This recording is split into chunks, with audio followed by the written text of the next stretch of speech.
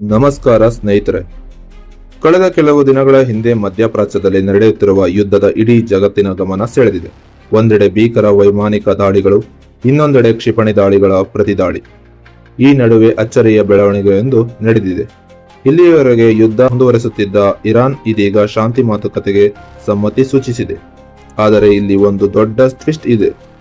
ಶಾಂತಿ ಒಪ್ಪಂದಕ್ಕೆ ಸಿದ್ಧತೆ ತೋರಿದರೂ ಇರಾನ್ ಈಗ 3 ಕಠಿಣ ಷರತ್ತುಗಳನ್ನು ಮುಂದಿಟ್ಟಿದೆ. ಇದೀಗ ಅಮೆರಿಕ ಅಧ್ಯಕ್ಷ ಡೊನಾಲ್ಡ್ ಟ್ರಂಪ್ ನಾಯಕತ್ವದ ವೈಟ್ ಹೌಸ್ ಅಂಗಳಕ್ಕೆ ಬಿದ್ದಿದೆ. ಹೀಗಾಗಿ ಈ ಜಗತ್ತಿನ ದೊಡ್ಡ ಪ್ರಶ್ನೆ ಏನು ಗೊತ್ತಾ?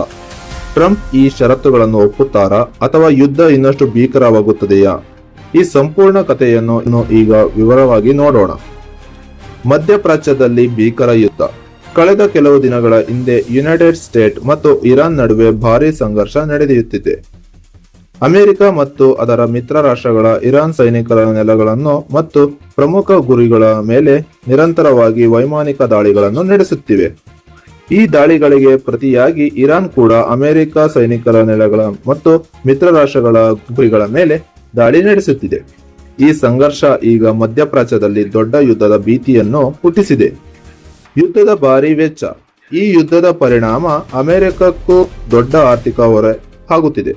ಅಮೆರಿಕ ರಕ್ಷಣಾ ಇಲಾಖೆ United States department of defence ನೀಡಿರುವ ಆರಂಭಿಕ ಅಂದಾಜಿನ ಪ್ರಕಾರ ಯುದ್ಧದ ಆರಂಭವಾದ ಮೊದಲ 6 ದಿನಗಳಲ್ಲೇ ಅಮೆರಿಕ ತೆರಿಗೆದಾರರಿಗೆ ಸುಮಾರು $11.3 ಬಿಲಿಯನ್ ವೆಚ್ಚವಾಗಿದೆ. ಈ ಅಂಕಿಅಂಶ ಈಗ ಜಾಗತಿಕ ರಾಜಕೀಯ ವಲಯದಲ್ಲಿ ದೊಡ್ಡ ಚರ್ಚೆಗೆ ಕಾರಣವಾಗಿದೆ. ಯುದ್ಧದ ಕೊನೆಗೊಳಿಸುವ ಇರಾನ್ ಸಿದ್ಧ. ಈ ನಡುವೆ ಒಂದು ಅಚ್ಚರಿಯ ಬೆಳವಣಿಗೆ ನಡೆದಿದೆ.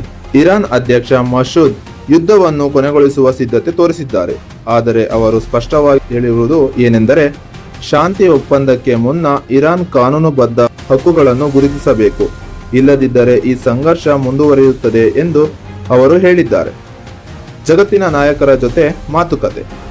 ಇರಾನ್ ಅಧ್ಯಕ್ಷರು ಸಾಮಾಜಿಕ ಮಾಧ್ಯಮ ವೇದಿಕೆ ಟ್ವಿಟರ್ನಲ್ಲಿ ಒಂದು ಪೋಸ್ಟ್ ಮಾಡಿ ಈ ವಿಷಯದ ಬಗ್ಗೆ ಹಲವು ಜಾಗತಿಕ ನಾಯಕರ ಜೊತೆ ಮಾತನಾಡುವುದಾಗಿ ತಿಳಿಸಿದ್ದಾರೆ. ಅವರ ಪ್ರಕಾರ ಅವರು ಮಾತುಕತೆ ನಡೆಸುವವರು ಪುಟಿನ್ ಹಾಗೂ ಶೆಹಬಾಜ್ ಶರೀಫ್. ಈ ಮಾತುಕತೆಯ ಮೂಲಕ ಪ್ರಾದೇಶಿಕ ಶಾಂತಿಗೆ ಪರಿಹಾರ ಹುಡುಕಲಾಗುತ್ತಿದೆ ಎಂದು ಹೇಳಿದ್ದಾರೆ. ಶಾಂತಿಗೆ ಇರಾನ್ ಇಟ್ಟಿರುವ 3 ಷರತ್ತುಗಳು.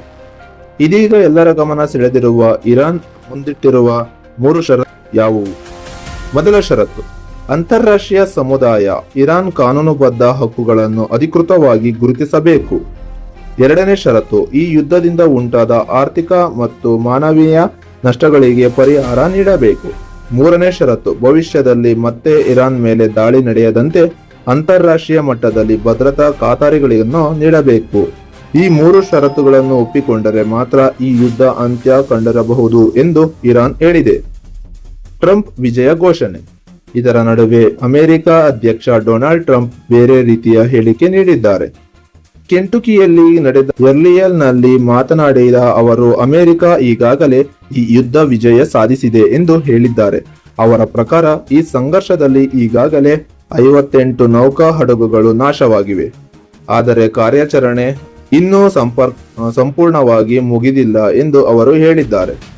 ಹೆಚ್ಚುತ್ತಿರುವ ಮಾನವ ಹಾನಿ. ಈ ಯುದ್ಧವು 2026 ಇರಾನ್ ಯುನೈಟೆಡ್ ಸ್ಟೇಟ್ಸ್ ಕಾನ್ಫ್ಲಿಕ್ಟ್ ಎಂಬ ದೊಡ್ಡ ಸಂಘರ್ಷವಾಗಿ ರೂಪುಗೊಂಡಿದೆ.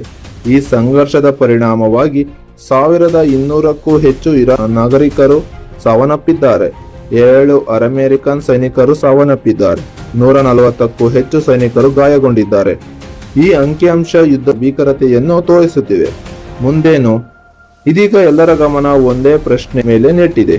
ಇರಾನ್ ಇಟ್ಟಿರುವ ಈ 3 ಷರತ್ತುಗಳನ್ನು ಟ್ರಂಪ್ ಒಪ್ಪುತ್ತಾರಾ? ಒಪ್ಪಿದರೆ ಈ ಭೀಕರ ಯುದ್ಧಕ್ಕೆ ಅಂತ್ಯ ಸಿಗಬಹುದು. ಒಪ್ಪದಿದ್ದರೆ ಮಧ್ಯಪ್ರಾಚ್ಯದಲ್ಲಿ ಇನ್ನೂ ದೊಡ್ಡ ಯುದ್ಧ ಆರಂಭವಾಗುವ ಸಾಧ್ಯತೆ ಇದೆ ಎಂದು ಅರ್ಥ. ಈ ವಿಷಯದ ಬಗ್ಗೆ ನಿಮ್ಮ ಅಭಿಪ್ರಾಯವೇನು? ಟ್ರಂಪ್ ಈ ಷರತ್ತುಗಳನ್ನು ಒಪ್ಪುತ್ತಾರಾ ಎಂದು ನೀವು ಭಾವಿಸಿದ್ದೀರಾ ಅಥವಾ ಈ ಯುದ್ಧ ಮುಂದುವರಿಯುತ್ತದೆಯಾ? ನಿಮ್ಮ ಅಭಿಪ್ರಾಯವನ್ನು ಕಾಮೆಂಟ್ನಲ್ಲಿ ತಿಳಿಸಿ. ವಿಡಿಯೋ ಇಷ್ಟ ಆದರೆ ಲೈಕ್ ಮಾಡಿ, ಶೇರ್ ಮಾಡಿ. ಇಂತಹ ಇನ್ನಷ್ಟು ಜಾಗತಿಕ ಸುದ್ದಿಗಳಿಗೆ ನಮ್ಮ ಚಾನಲ್ ಅನ್ನು ಸಬ್ಸ್ಕ್ರೈಬ್ ಮಾಡೋದನ್ನ ಮರಿಬೇಡಿ. ಧನ್ಯವಾದಗಳು.